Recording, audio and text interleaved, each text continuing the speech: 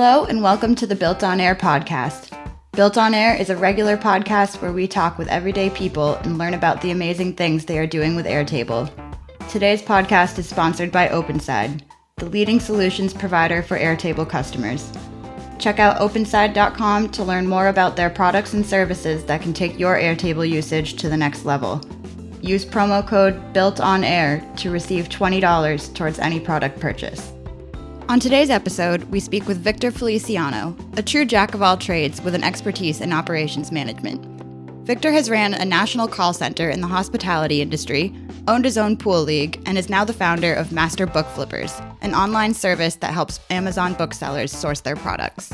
After getting frustrated with the limitations of Google Sheets and Excel, Victor found Airtable and began using it to manage his book inventory in the summer of 2017. Since then, he's added numerous bells and whistles and has even started helping other online booksellers to create and manage their own Airtable databases. The base Victor shares with us today is his customers and subscription tracker, where he has expertly made use of junction tables to accurately track his subscriptions and the versions and rates of each. Included in this base is a daily emails table where he uses Zapier to automate the sending of links to individual bases he creates for each of his customers. Another great feature of Victor's base is his creative use of views. As a workaround for the lack of organizational tools when it comes to a base with many views, Victor uses emojis in his view names to break the list into easily distinguishable sections. Check out the show notes for links to learn more about Master Book Flippers and Victor's Airtable consulting. Okay, so this is, of course, this is dummy data, but this is our our customer and subscription tracker.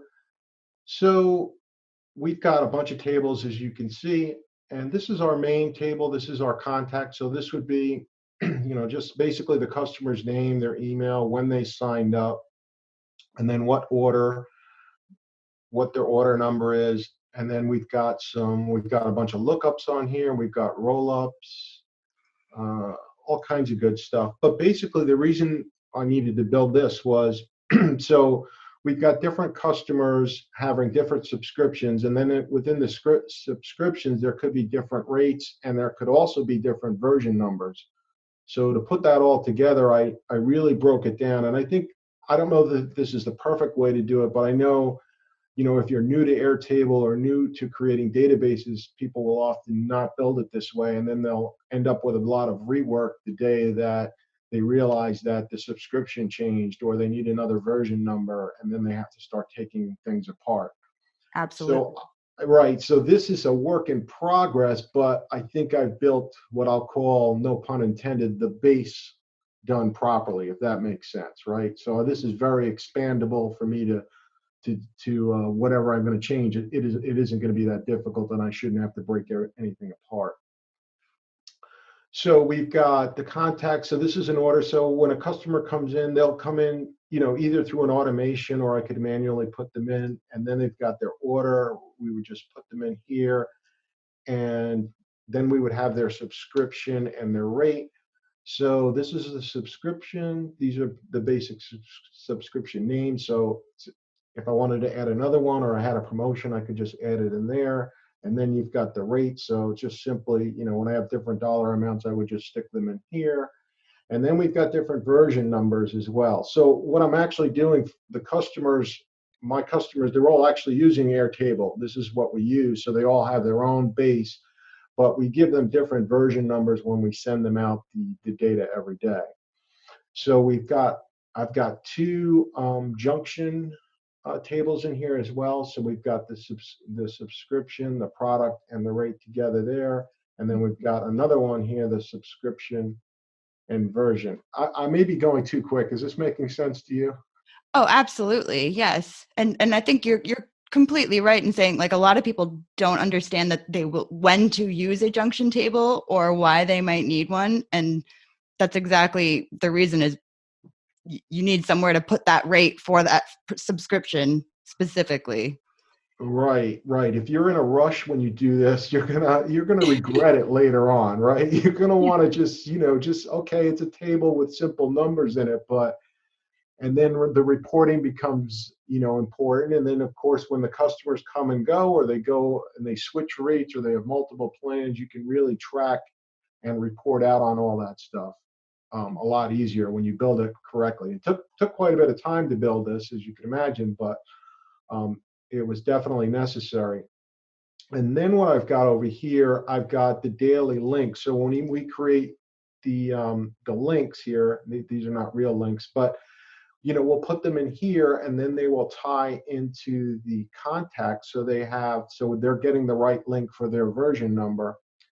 And then what I did, and I could do this a lot of different ways, but I've got this daily email and it's flagged, because the moment I would copy, and I've got lots of views on the customers too. Mm-hmm. I will tell you, one of the things, I have a base that, not to get off topic too much, but this is the views. I'm sure most people watching or listening to this podcast know that Airtable has views, but I have a base that has almost 70 different views on it. So my wish also would be to somehow categorize them or put them in folders and collapse them.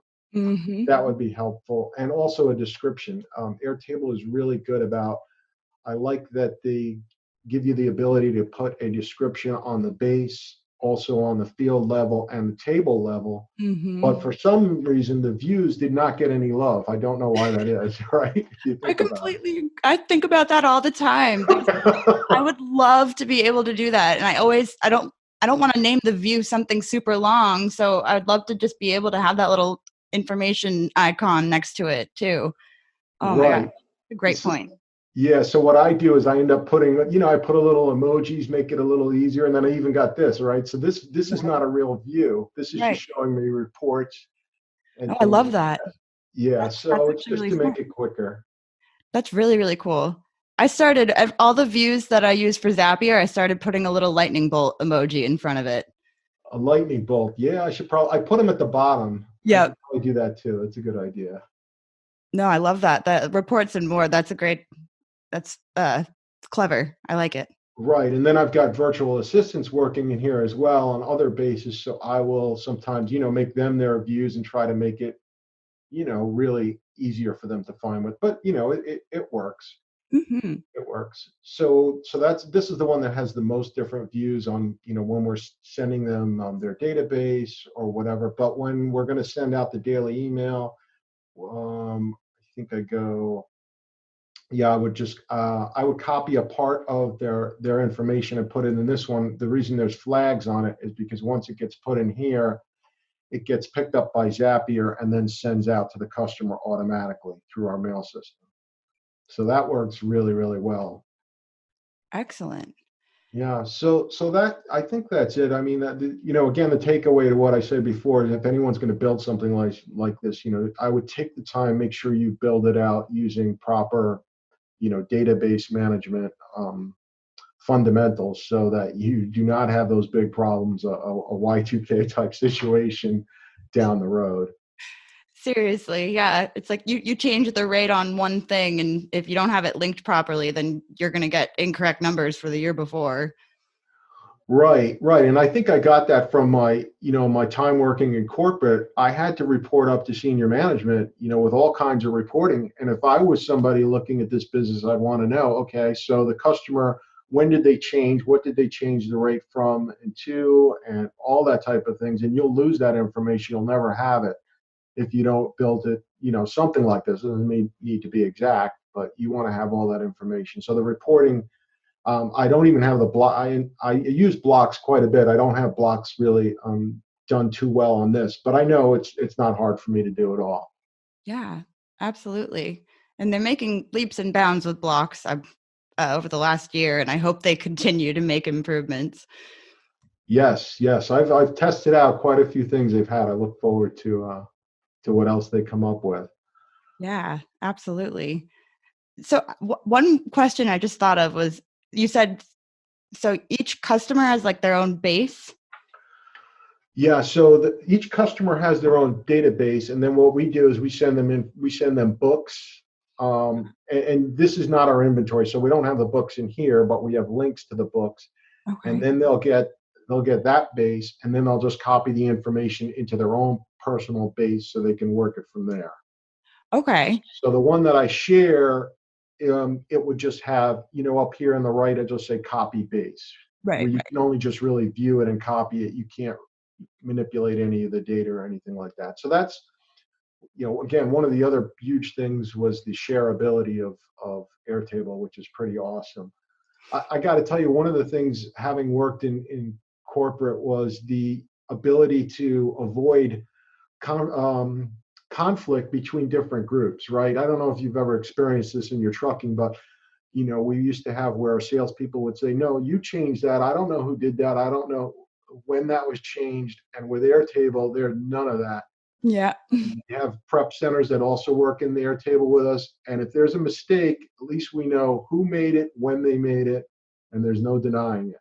Exactly. So that's really powerful, because we all make mistakes, but you want to know when you made a mistake. And Airtable is a great tool to show you what happened, and very reliable in that area. Absolutely. Yeah, the record revision history is super, super helpful.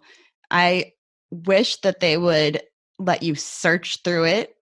And also, I want them to do the last modified by formula, because they did the last modified time, but I want to know who did it. If I could put that in the field too, that would be awesome. Oh, you'd want to, so you don't want to open it up to see who made that. Right. Who last touched it. Yeah. Okay. That's good. Yeah, I could go for that. As far as the searching, can't you search with a Control F when you open that up? Yes, but if it's super long, which I have a lot of bases that are updated every 2 hours. So if I want to find something that happened last week, I have to sit there and go show more, show more, show more, show more over and over. And I can't Control F because it won't go. If it's not displayed, it won't. So, but yeah. Right. Yeah, everybody's got a different business case. I would not have that, but I could see where it's needed because I'm on the pro plan, right? And I could go back a year, and you're right. And if you're updating it all the time, I could see exactly why you would need that. Yeah, exactly. But yeah, no, this is very impressive. Very nicely done. Yeah, there's always room for improvement, but it is a good start for me. Absolutely. So do you have any plans for what's next? What's next? Yeah, I want to build this out a little bit more, probably more automations. I'm running out of my limit right now on Zapier. So those are things, and most of that would be tied into Airtable. And really, Airtable just makes my job easier so I can focus on other things, right? Finding better books, using, all kinds of, automated features or algorithms that I can create, all those things. So, and we capture a lot of historical data, and Airtable does a good job of helping us summarize and really making some intelligent decisions based upon data. So we're always improving in that area as we get more and more data using this system. Awesome. Yeah, absolutely. And it's crazy how flexible it is too. You can make changes on the fly and add to it as you need. Yep, absolutely. And my customers are finding that out, right? Slowly but surely. I'm helping them learn, and they're doing well with it. So they're enjoying it, and I'm sure a bunch of them are probably like, I'm going to use this for this now. Like, I'm going to use this myself. Yeah, there's so many other things you can use, right? It's an awesome task list. I use it for just a task list as well, right? Mm-hmm. There's all kinds of things. The list goes on, right? Whatever you can pretty much think, it can handle it one way or the other usually. Exactly. All right. So thank you so much for taking the time to chat with us today. And where can our listeners go if they want to learn more about you and Master Book Flippers? Okay, so yeah, if you want to learn about books and what we do in a lot more depth, you can go to masterbookflippers.com. And if you just want some help with your Airtable and looking for a consultant, you can go to spreadtheair.com. Excellent. Great. Well, thank you so much, and good luck with the Airtable consulting. All right. Thank you so much, Allie. Appreciate it. Have a great rest of your day. You too. Thanks.